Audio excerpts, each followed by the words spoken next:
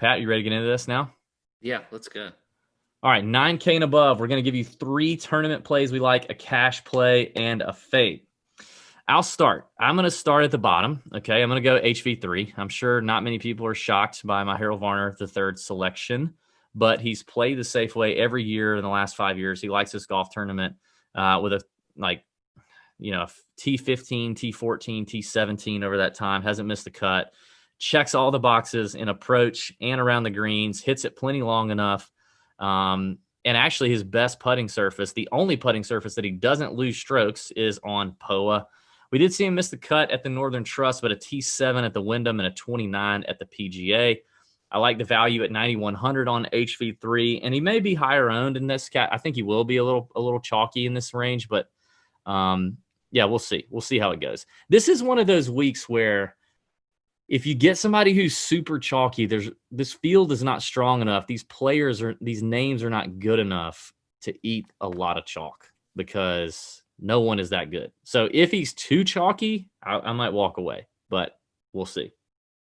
My next favorite play is going to be Chez Reavie, the old Chesticle at $9,600. I think has some, a pretty solid history here as well. Worst finish over the last 5 years in 5 attempts at the Safeway is a 33rd, which he's finished the last 2 years, but T13 before that. Checks the boxes in fairways gained, strokes gained approach, strokes gained around the green. He can hit all those. He's actually not a terrible par 5 scorer despite being pretty short off the tee. POA is not his worst surface, is not his best, but it's not his worst. He's a West Coast kind of Arizona guy. And I don't know. I feel like Chez is, he's a name that you're like, I guess we need to say this because we say this every time we get a field like this. It's going to be an uncomfortable week because you're going to think, why am I paying $9,600 for Chez Reavie? But that's what you get in a weak field. So if you're a newbie, welcome to weak field golf stuff. It's just what it is. But I think Chez is a solid play. In fact, I am so willing to go as far as making him my cash play for the week as well, out of this 9K range. So he's a tournament play and a cash play for me. Now, my final pick, I've moved quickly through those first two because I think this one may come as a surprise. I'm going to go with Jordan Spieth. Yeah. Wow. Yeah. Okay. I kind of got that feeling in my mouth when right before you're going to throw up and all the saliva just rushes to I kind of got that feeling right there. But listen, over the last 24 rounds, okay, he actually checks the box in approach, around the green, and scoring on par 5s. He's really only sucking in terms of fairways gained. And he has no real record here to speak of. I don't think he's ever played here, actually, at least not in the last 5 years. So no record here, but we all know what Jordan's got to do. Jordan's got to find some form. He's searching. He sucked over the last few events. His best finish recently was a T13 at the Memorial. But I like the fact, I think he's going to be low owned. And I like the upside. If I'm going to, with this kind of week, because there's not a whole lot of sure things here in this week in this field, I want to make sure that I at least have upside. I want good upside with guys. And I think Spieth gives me in this field top 10 upside. Is it likely? I don't know. I don't know. But I feel like he could give me top 10 upside.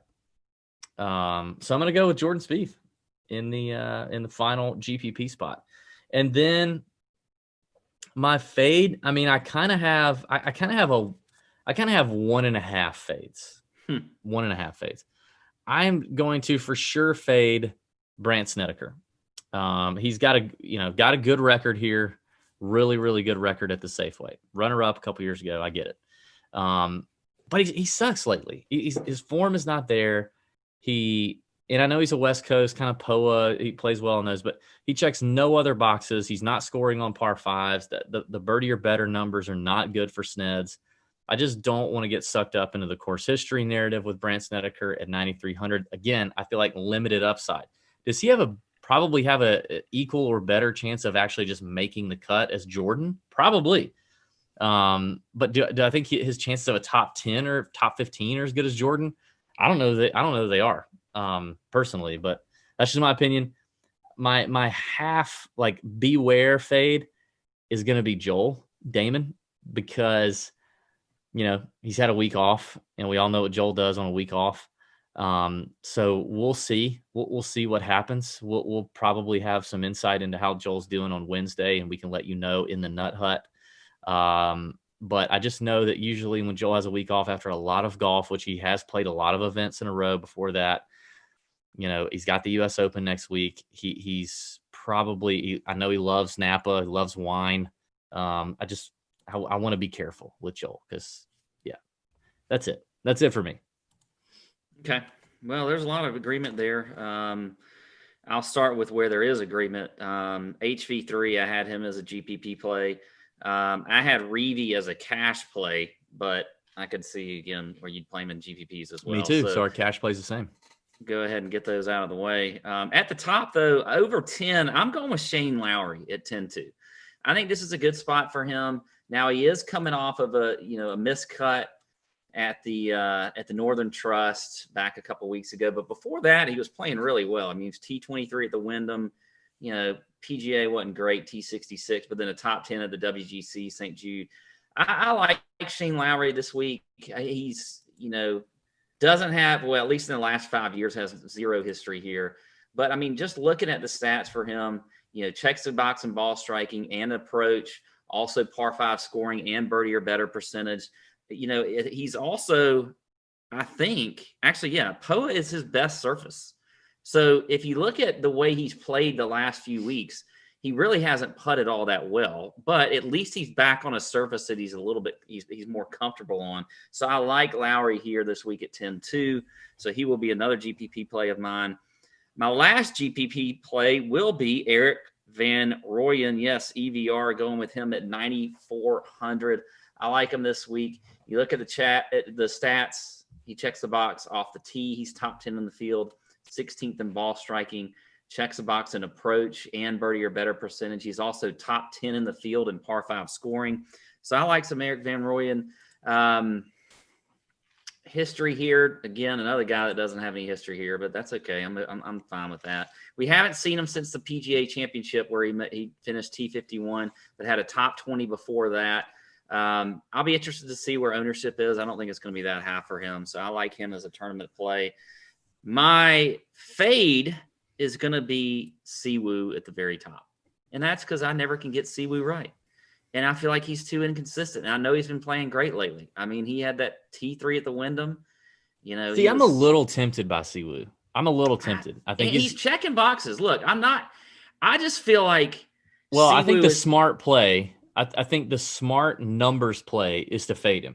And I think I think if Ben were here in his high and mighty statistical self, he'd be like, guys, he's Siwoo Kim. He's not Dustin Johnson. He's the highest priced guy. He's going to have to return a T7 or better value.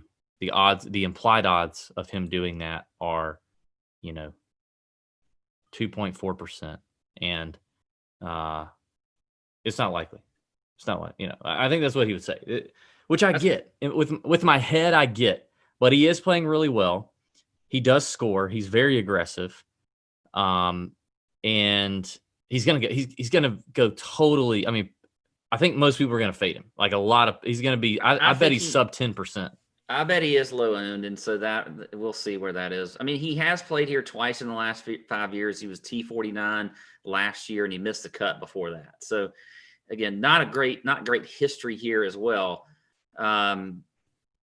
But I just see him as a good fade this week. I mean, I had a 1A and 1B too, but I thought that you would go with this. I think Matt Kuchar is the 1B.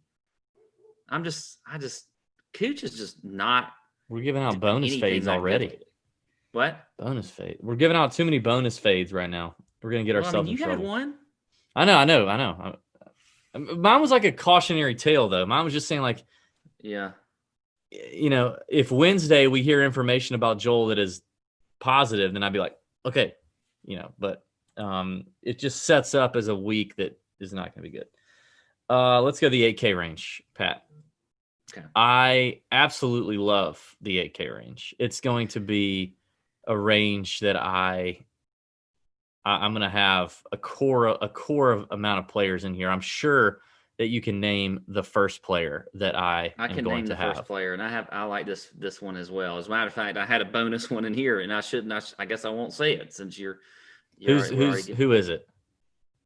A bonus one is Mark Hubbard at the very bottom at 8,100. That's the Okay, bonus. I was saying like who's like my one that I'm gonna go with.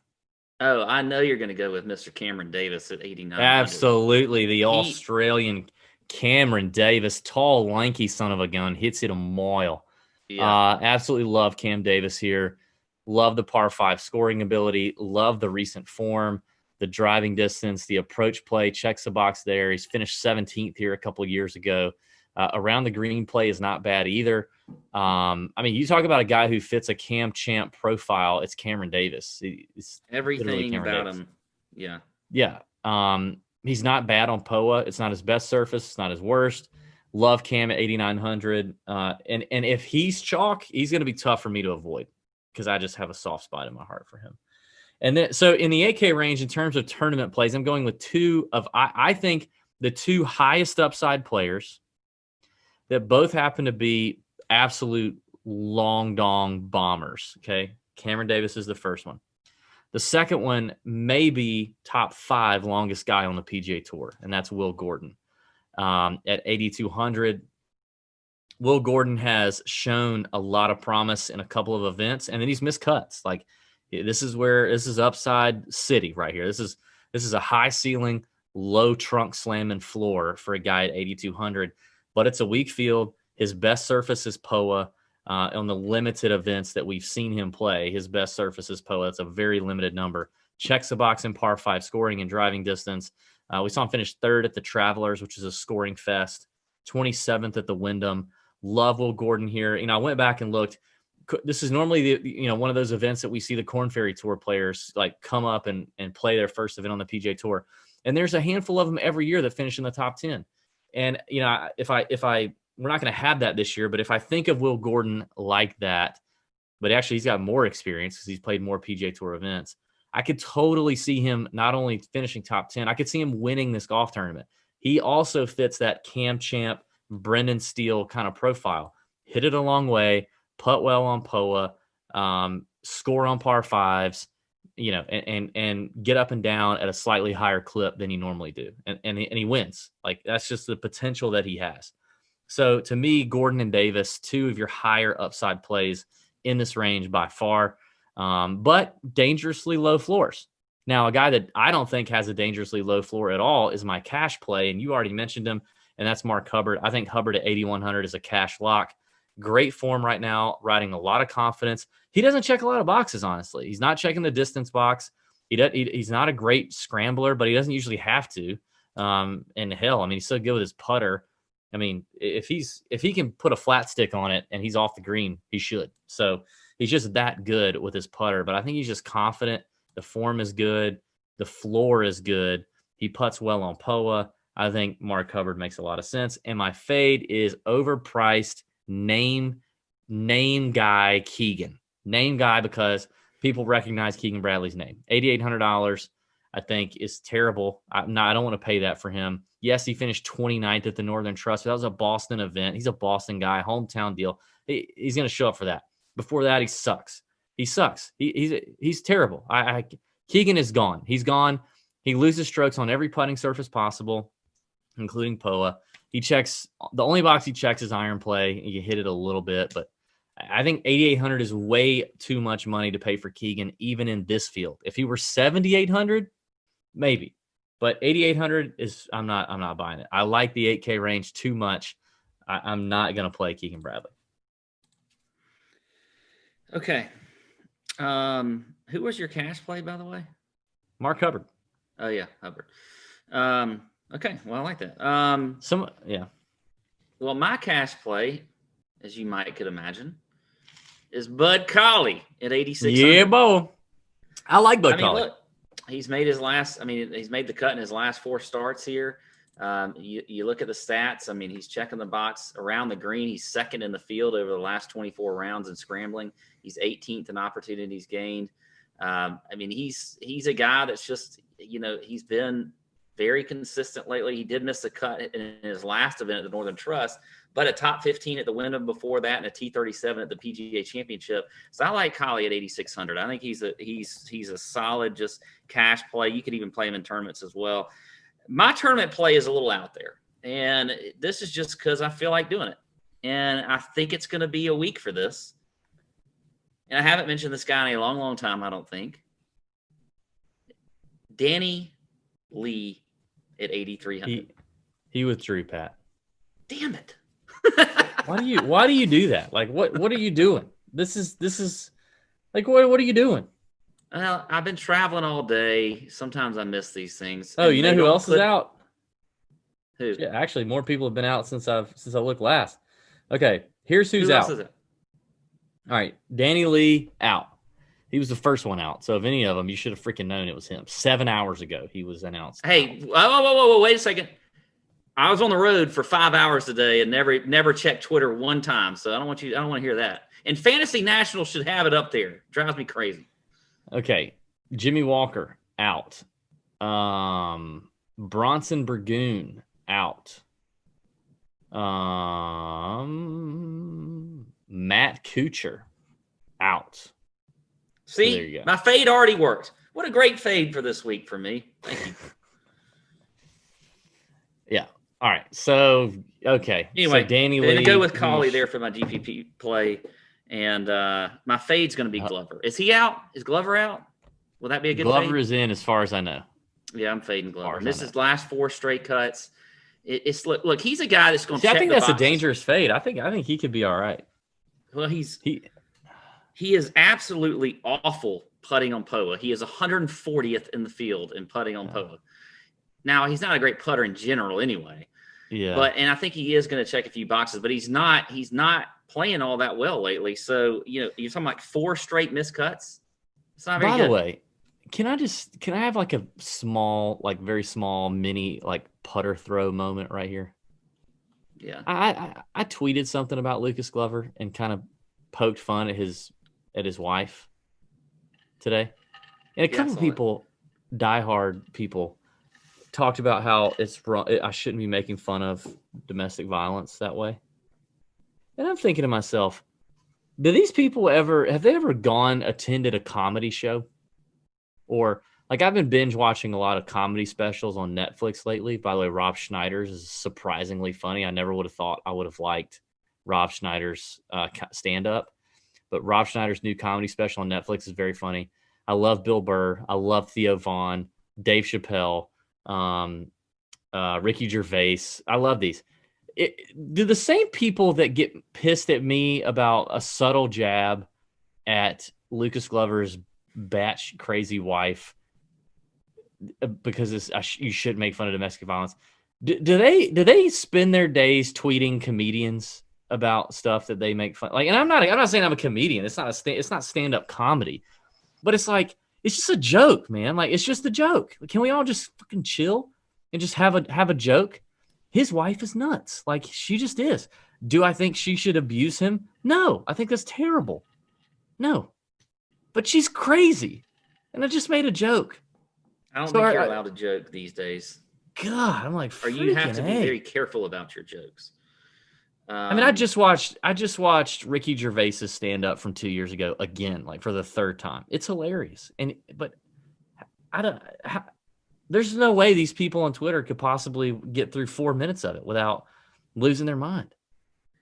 Well, I just mentioned that I didn't see a lot of Twitter today, but I did see those reactions to your Twitter posts, and I was kind of thinking along the same ways as you are. But is it because it's the Safeway Open though that you don't get these updates? Or I mean, I'm like this is a real thing for me now because I just went looking on the DK app. And you don't see Danny Lee being shown as out. You don't see Kuchar shown as out. Like, do they just decide like in weeks like this? Because if it's a major week, that's not happening. They're getting on there and they're putting that up there. We've definitely seen this though. We're going to get to it when we get to the sportsbook section of tonight. Like everybody's just punting the Safeway until tomorrow, I guess, because hardly any of the bookmakers had odds up. Yeah. DK didn't have a lot of odds up. pricing was out. Pricing was actually out pretty early, but other content sites and, it just took them forever. So I don't know. I guess they are. I guess they are. Okay. Well, that's my high horse for tonight. Okay. Hey, right, before 7K range, before we get to 7K, Pat, me and you both have been hitting this holistic wellness CBD stuff that they sent us. We actually just interviewed Chip McDaniel, who played. You're like, who is Chip McDaniel? Well, let me just tell you, he has won at every level. I actually think Chip McDaniel is going to be a good player on the PGA Tour one of these days. He's won in high school. He's won a state am in high school. He won at the collegiate level at University of Kentucky, All-American, won 3 times at UK. He's on the Korn Ferry Tour right now and playing really, really well with some consecutive, like really good consecutive starts. We just interviewed him, just dropped that podcast on Monday today. And we actually met him through our holistic CBD connection. Great dude, but he's using it on the golf course. I started using it on the golf course. I don't know when you're using it. I think for sleeping or for your digestion because you're old and your bowels don't move as good anymore. No, it's more Does it have digestion. the digestion one? Does it help it's you poop? recovery. It's recovery. I mean, I do some workouts every now and then, and I like the recovery ones. Using the recovery one. I think of the recovery ones as recovering from hangovers. So that helps me as well. Right. That does. You can recover from hangovers or working out. They have the sleep one, the stress one, the recover, the beauty, and the digest. I like the stress and the sleep because I have a hard time sleeping, and I also like the stress just to relax me. That's the one I do on the golf course. Chip also does that one on the golf course. But the way this thing works is they send you these little sticks, and you pop it open, and you pour the CBD into any drink, water, coffee, beer, literally any drink you want. You can pour it in there, stir it up, shake it up, whatever, drink it. And because it's water soluble, it gets to you quicker than a lot of other CBD products. It starts working faster within 10, 15, 20 minutes at the most. It starts working. And they grow all the CBD in their own greenhouse. So it's natural. It's start to finish. They manage the whole process. It's clean. Great product. Holisticwellness.com is where you need to go. And if you listen to the Chip McDaniel episode, there's a little contest that we put out there on Instagram, and you can hear all the details on the Chip McDaniel episode, where the winner is going to get a 30-minute virtual chipping lesson with Chip. Isn't that quippy? Isn't that really quippy? So if you want a 30-minute chipping lesson with Chip, then you got to go listen to the episode, then do the contest on Instagram. It's pretty cool. But we appreciate our friends at Holistic Wellness. So here's what you got to do. If you want to cash in, go to holisticwellness.com, HOLISTIK, holistic with a K. All right. Enter promo code TJ25 and you get 25% off any purchase. Any purchase.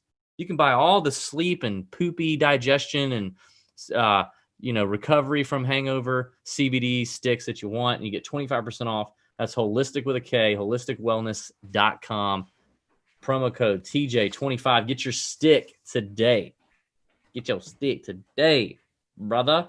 Pat disappeared. Okay. No, he probably went to get a refill. Oh, okay. He's back. All right. 7K range. Critical range here for DraftKings.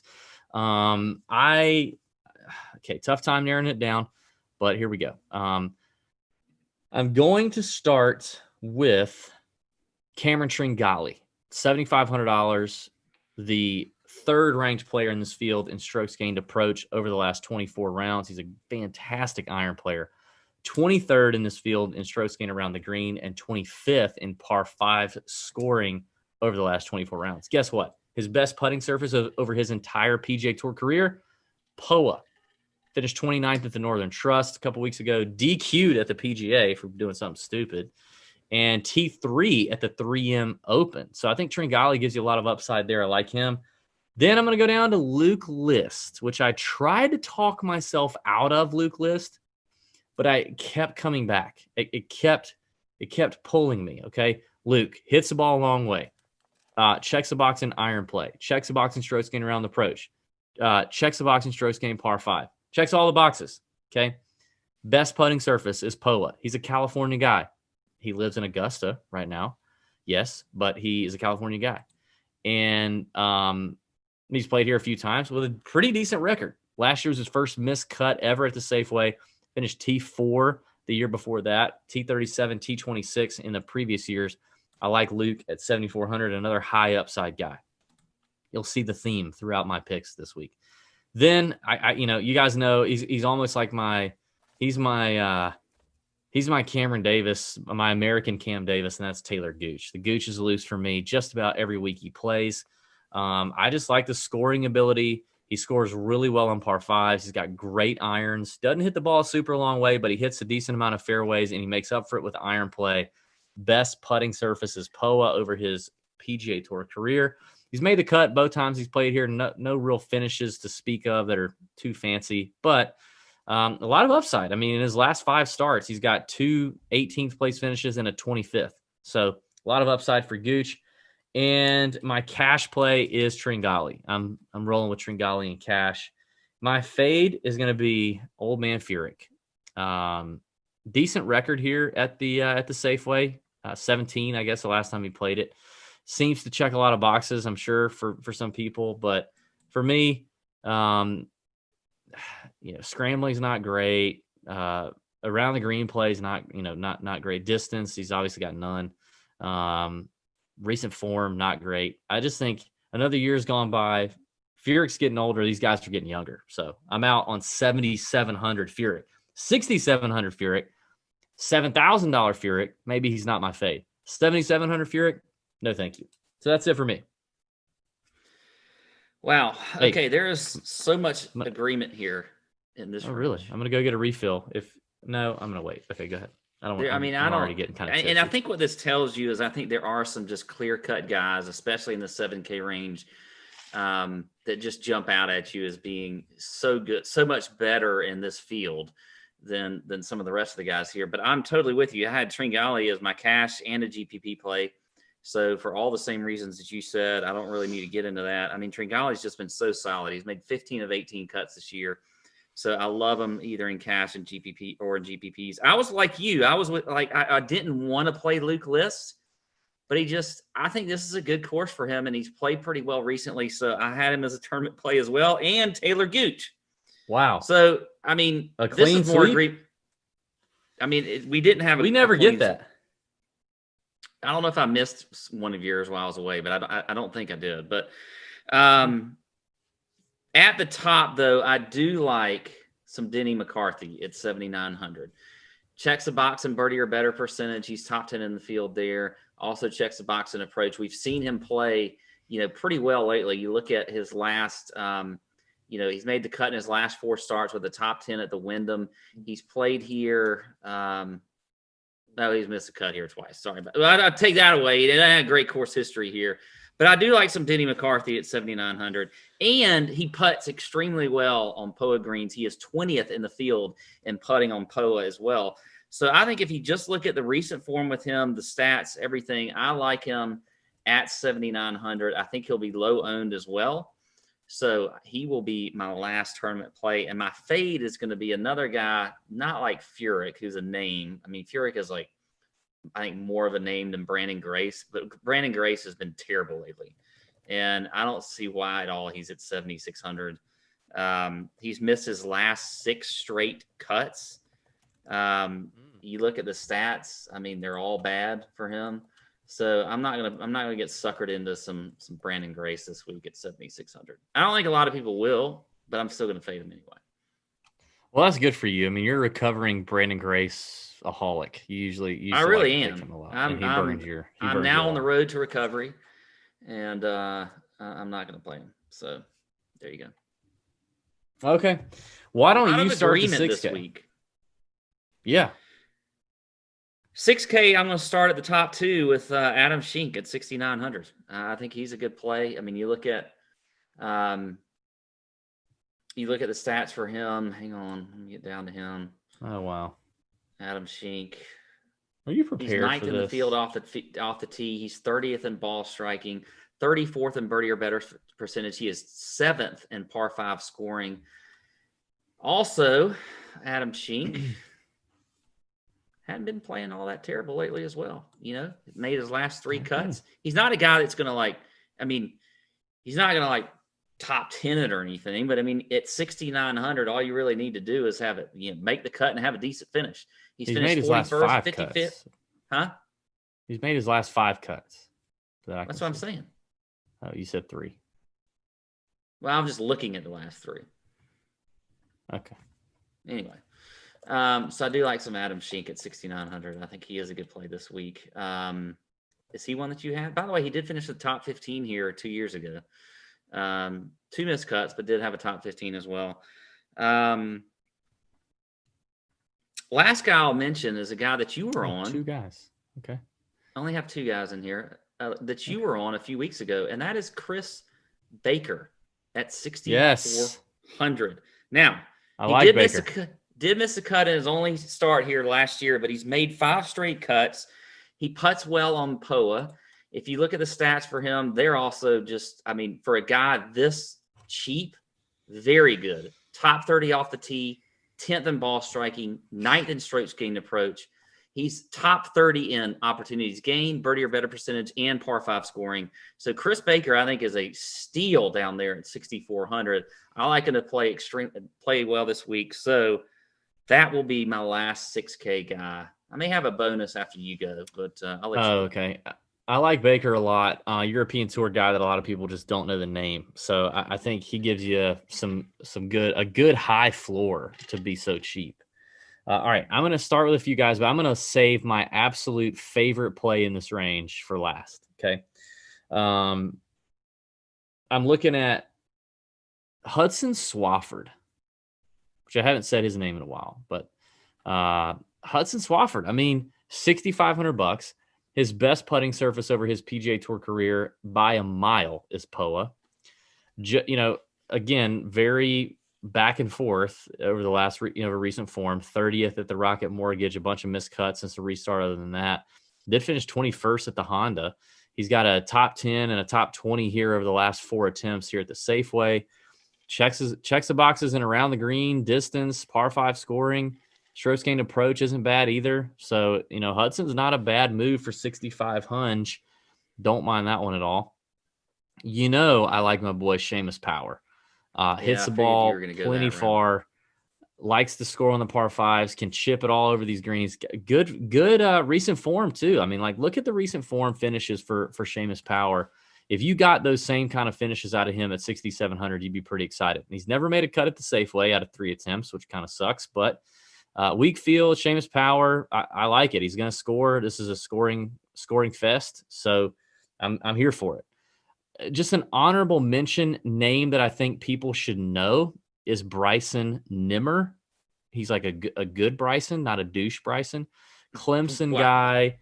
Formerly Clemson guy. He's playing on that PGA Tour Local IQ series, and in his last 4 events, he's won twice, and he's got a runner-up in his last 4 events. He's leading that Local IQ series by a mile. So yeah, he's a talented kid, talented player. He got a sponsors exemption into this week's field. Just a name to look out for, and maybe maybe it worth a flyer. I mean, I don't know. 6,800. It tells you something that he's 6,800 too. It does, yeah. Yeah. And actually when you look at Vegas odds, like you look at odds on some of these other sites, like he's up there. I mean, he's priced where the odds would have him priced. He's around the same names that you would suspect when you look at the odds. All right, my favorite play in this range is JB Holmes. I mean, 69. I knew you were going to do this, and I was sitting here. I had him written down. I was like, JB Holmes. But he's coming off of an injury and all. I mean, but he has actually played pretty well this year, considering. But yeah. I just could not do it. I could not do it. And I'm glad you're mentioning him. I need some more. I need some more here from you about JB. Let's go. Well, I mean, obviously the injury situation is, I guess, something to pay attention to. I don't think he would be playing though. If he was hurt. Like, what's the reason to play the Safeway Open, the first event of a new PGA Tour season? Like, what's the reason to play? So I don't know. I'm interested to see what happens with it. But I mean, this is a guy who before the restart, before COVID, a 14th at Pebble Beach at the Pro-Am, 16th at the Waste Management, 16th at the Farmers. You know what I mean? And don't forget, the guy won the Genesis last year. He loves the West Coast. He finished 9th at the Safeway. I think it was 9th. Was it 9th? Where did he finish at the Safeway last year? Yeah, 9th at the Safeway last year. I mean, there's a lot of upside with JB Holmes. Obviously hits the ball far, does play the par fives well, decent scrambler. POA is the only surface that he actually gained strokes on over his PGA Tour career, which is probably why he's got so many, good finishes on West Coast POA events. I just think upside, you're talking about upside. JB Holmes could win this golf tournament. Like, he's won in the last 12 months, people. So, like, he's one of the few guys that I think could do that. So, I mean, maybe we'll get some caddy insight on JB. We don't know his caddy. We don't know him, but again, I just find it hard to believe that he would choose to play the Safeway if he were still hurt, and he's had a lot of time to figure it out, a lot of time to rest. He tried to play the Workday charity and ended up withdrawing, but that's been weeks ago. So I don't know. Maybe we'll do some more research on JB, but I think that's a name to look at.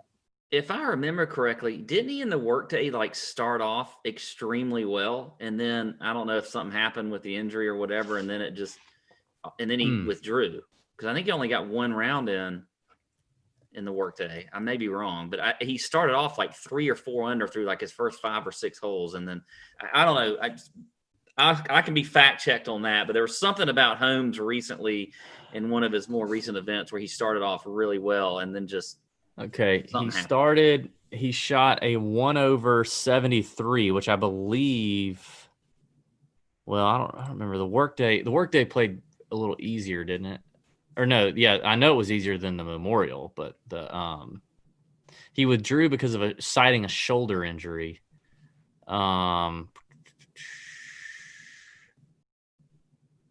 Yeah, cited shoulder injury, shot a 1/73. Anyway, I feel like he started off really well in that event, but I could be wrong. Oh, okay. Yeah. You're right. He roared into, so this is according to Roto World. He roared into the early lead with 5 birdies in his first 11 holes on Thursday, but faded with 4 bogeys and a double. I guess that's on his way to the 73. So, yeah. I mean, again, I guess there's risk, but we'll find out. I mean, I just think there's a lot of upside there. So, something to pay attention to. All right. That's the DFS portion for tonight.